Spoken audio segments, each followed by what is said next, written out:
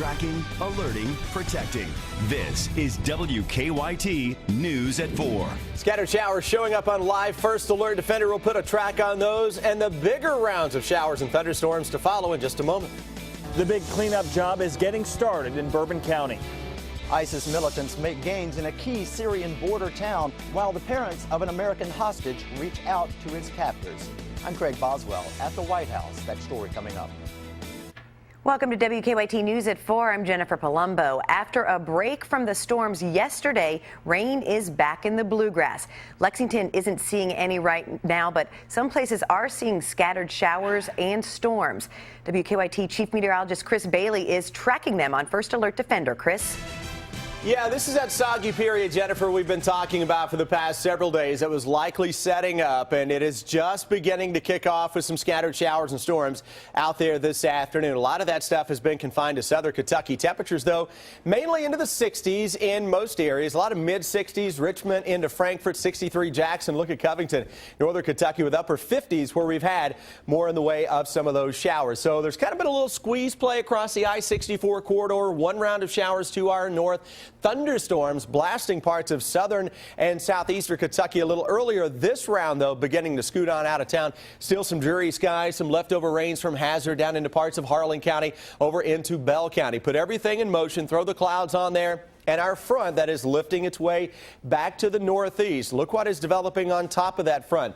Bigger round of showers and thunderstorms that is across parts of Missouri now. Low pressure, one of many low pressure centers that will be riding along the boundary that is our front that basically checks up right on top of the region over the next several days. That will lead to a soggy weather pattern that will continue. Storms increase, especially into Friday. And Jennifer will track heavy rainfall not only through the weekend, but into early next week as well when I come back.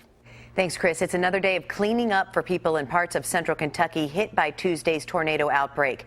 The National Weather Service says 9 tornadoes touched down in 7 Kentucky counties. EF1 tornadoes were confirmed in Bourbon, Scott, Harrison, Bath, Pike, and Oldham counties.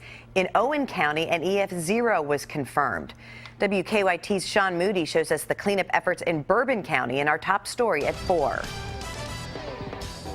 I've been out here since late this morning. Since then, it's been a constant stream of trucks coming and going, helping people try and put their houses back together.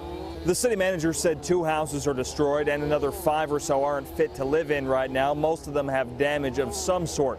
A tornado sucked a woman right out of this house. She only needed some stitches, but she said the house is destroyed. The Paris High School football team was out here helping clear out tree limbs. They said several of them had damage at their own homes. People who live here say they'll get through this as one community.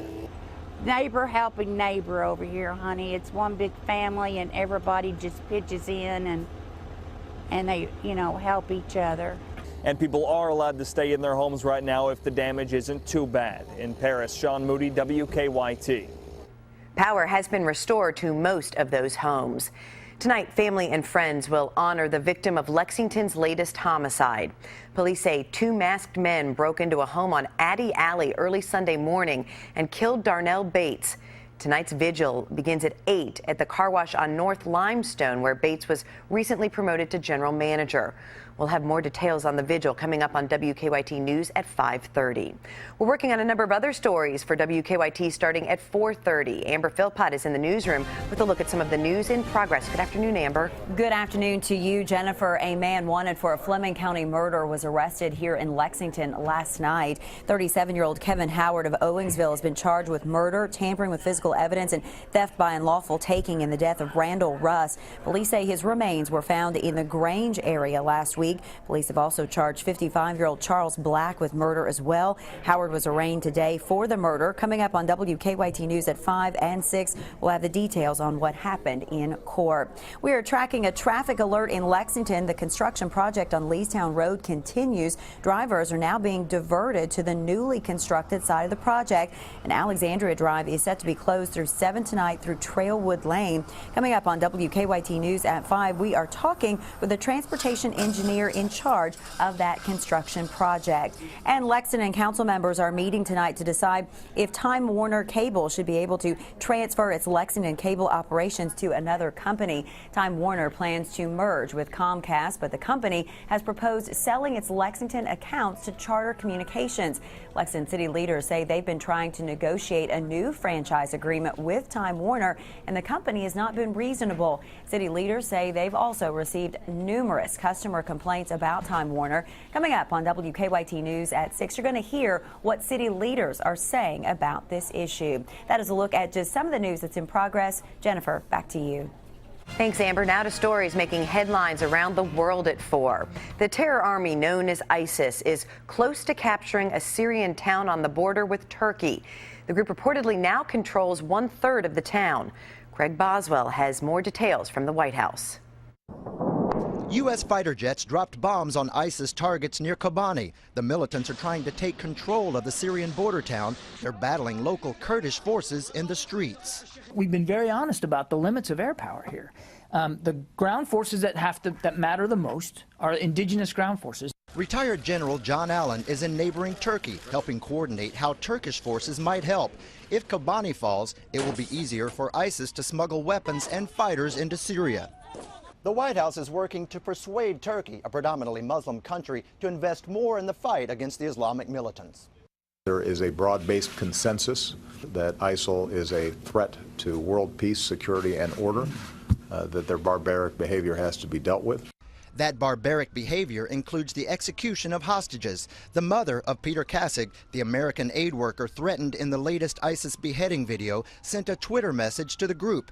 Referring to her son by the Muslim name he chose in captivity, she said, "Abdul Rahman is my only child. My husband and I are on our own with no help from the government. We would like to talk to you. How can we reach you?" Hundreds joined Kasich's parents for a vigil in his hometown of Indianapolis last night, praying for his freedom. Craig Boswell, CBS News, the White House. Kasich is a veteran of the Iraq War and was working to help victims of the civil war in Syria when he was captured last year.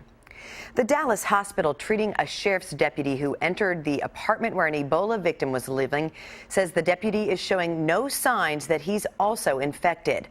Michael Monig had no contact with Thomas Eric Duncan, but did see some of Duncan's family members who are now in isolation. Duncan died at Texas Health Presbyterian Hospital yesterday morning. His body will be cremated to prevent the virus from spreading further. Officials say none of Duncan's relatives has shown signs of Ebola. The golden years may not be so golden for many senior citizens. What a new study finds about how much they're saving for retirement. And Red Bull's claim that it gives you wings will cost the energy drink company millions. Find out how much customers could get paid coming up on WKYT News at 4.